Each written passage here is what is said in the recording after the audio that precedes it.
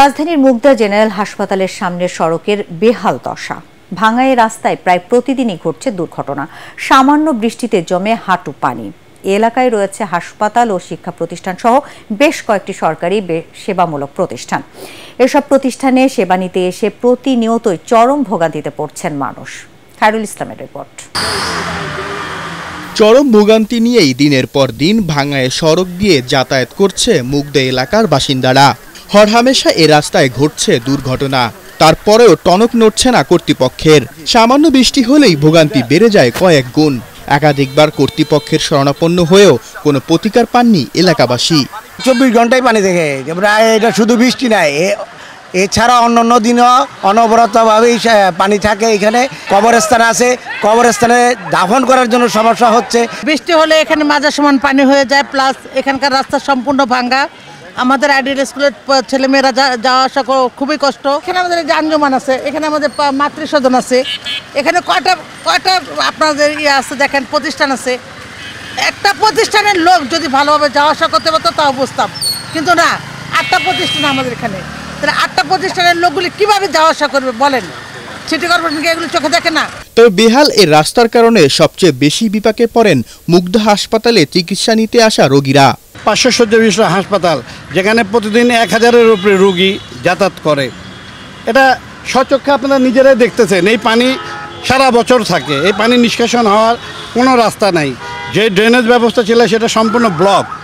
এখানে ideal school, এখানে কোমলমতি বাচ্চারা আসে, তারা এই পানি পাড়ায় তাদেরকে যেতে হয়। এখানে ঢাকার পূর্বাঞ্চলের যেই রোগী আছে তাদেরকে নিয়ে যেতে অত্যন্ত কষ্টকর অবস্থা হয়, এবং সারা মহল্লার ভিতরে যেই রাস্তাটা টোটালটাই ভাঙচুর, পানি জমাট, জলাবদ্ধতা।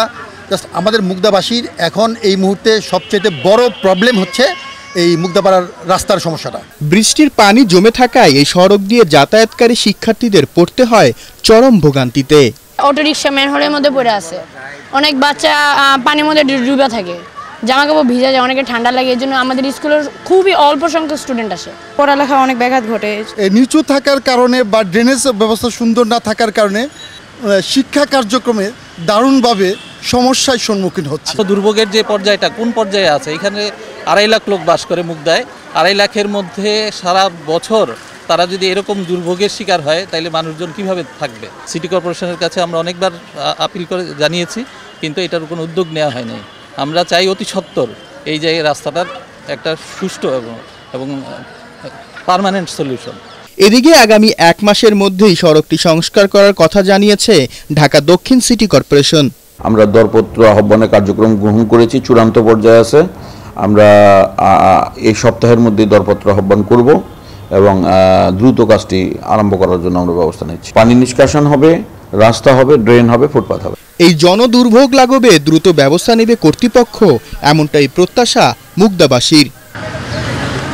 মুগদা হাসপাতাল ও আইডিয়াল স্কুল অ্যান্ড কলেজ সহ এই সড়কটির দুপাশে মোট 8টি সরকারি সেবামূলক প্রতিষ্ঠান রয়েছেন। আর এসব সেবামূলক প্রতিষ্ঠানে প্রতিদিন সেবা নিতে হাজির হন হাজার হাজার মানুষ।